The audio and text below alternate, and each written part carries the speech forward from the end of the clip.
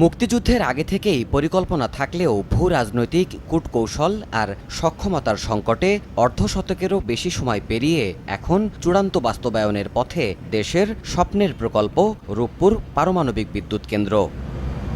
2017 সালের নভেম্বরে এর মূল নির্মাণ কাজ শুরু হবার পর থেকেই তুমুল কর্মযজ্ঞে দিনরাতের ব্যবধানে আমূল পাল্টে যাচ্ছে রূপপুরের পরিস্থিতি। মাথা তুলে দাঁড়াচ্ছে দেশের একমাত্র এই পারমাণবিক স্থাপনা। মূল নির্মাণ কাজ শুরুর পর থেকেই আন্তর্জাতিক গাইডলাইন অনুসরণ করে এখানে চলছে প্ল্যান্ট বাস্তবায়নের খুঁটিনাটি সব ধরনের প্রস্তুতি। সমানতালে এগিয়ে চলেছে পরমাণু বিদ্যুতের দুটি ইউনিটের মূল নির্মাণ প্রক্রিয়াও।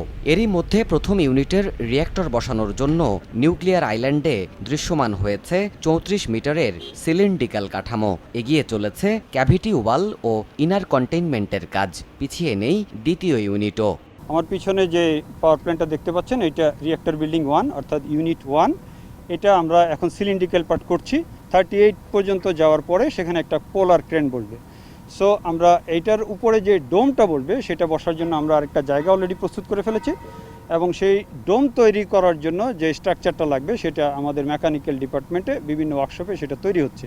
সেটা আমরা 3 পার্টে তৈরি করে কমপ্লিট ডোম যখন কমপ্লিট হয়ে যাবে তখন আমরা এই হেভি বড় যে ক্রেনটা দেখতে পাচ্ছেন এই ক্রেনের মাধ্যমে আমরা এই রিঅ্যাক্টরের উপরে এটা বসায় দিব। আর এই পাশে আছে এটা রিঅ্যাক্টর বিল্ডিং 2। সো এটা 6 মাস পরে শুরু হলেও কিন্তু এই দ্বিতীয় ইউনিটের প্রোগ্রেসও বেশ ভালো।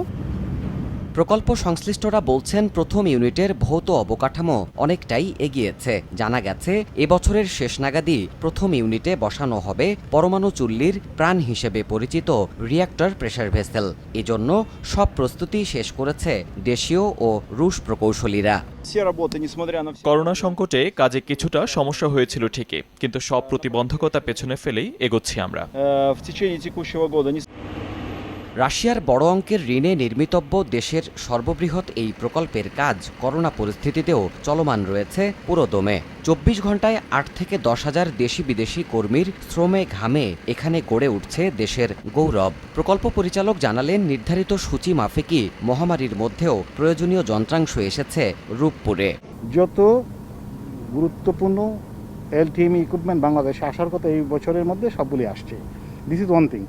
সেকেন্ড হচ্ছে যে যন্ত্রপাতিগুলি আসলে সেগুলিকে টাইমলি কনস্ট্রাকশনের সাথে সিনক্রোনাইজড করেই কনস্ট্রাকশন কাজ করতে হয়, এবং যত সময় সেগুলিরও ইরেকশন এবং কমিশনিং করতে হয়। সুতরাং আমাদের এই যন্ত্রপাতির সাথে সিনক্রোনাইজেশন করেই আমরা কনস্ট্রাকশন করছি। আমাদের reactor pressure vessel steam generator install করার যে অবস্থান at the end of this ইয়ার, সেই অবস্থায় আমাদের কনস্ট্রাকশন শেষ হবে।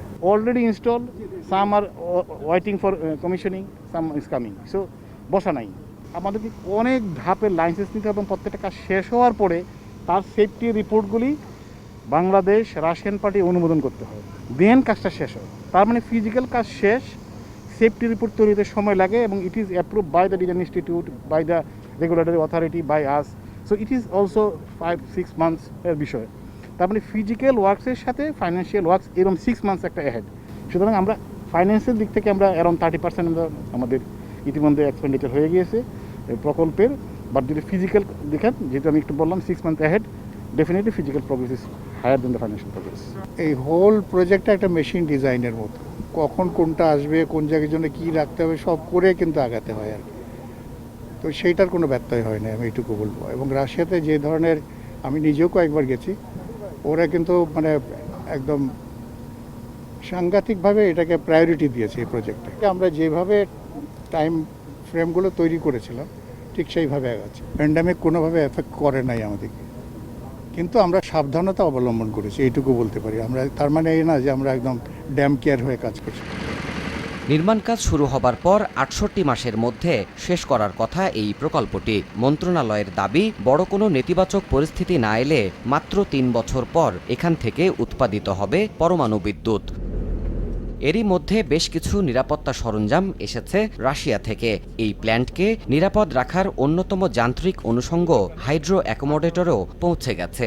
পরিকল্পনা অনুযায়ী চলতি বছরের শেষ নাগাদ এখানে শুরু হবে প্রকল্পের ভারী যন্ত্রাংশের খালাস প্রক্রিয়া। আর এই পুরো প্রক্রিয়াটি সম্পন্ন করতে এখানে নির্মাণ করা হয়েছে দেশের সবচেয়ে বড় নদী বন্দর। এর ফলে সংশ্লিষ্ট কর্মকর্তারা বলছেন, খুব সহজেই এখান থেকে মালামাল নেওয়া যাবে প্ল্যান্টের মূল স্থাপনায়।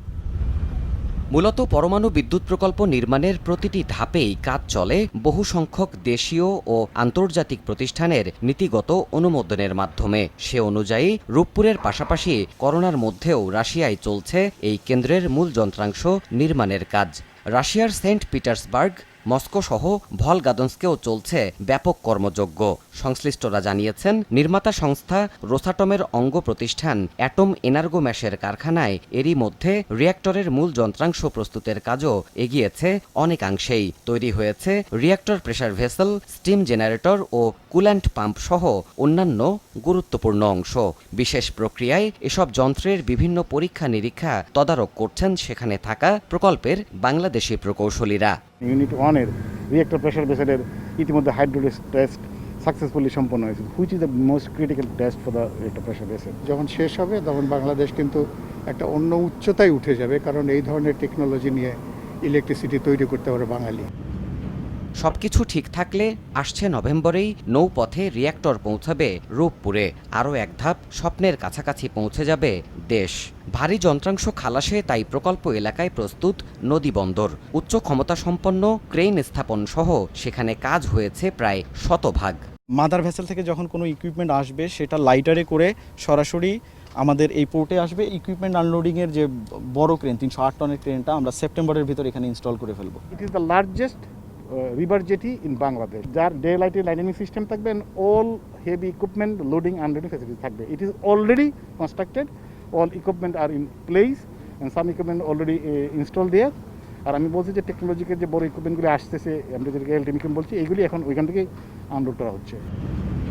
5 স্তরের নিরাপত্তা ব্যবস্থা সম্বলিত আর্থিক অঙ্কে দেশের সবচেয়ে ব্যয়বহুল এই বিদ্যুৎ কেন্দ্রে ব্যবহৃত হবে নিউক্লিয়ার প্রযুক্তির অত্যাধুনিক সংস্করণ VVER 1200 টাইপের রিয়্যাক্টর।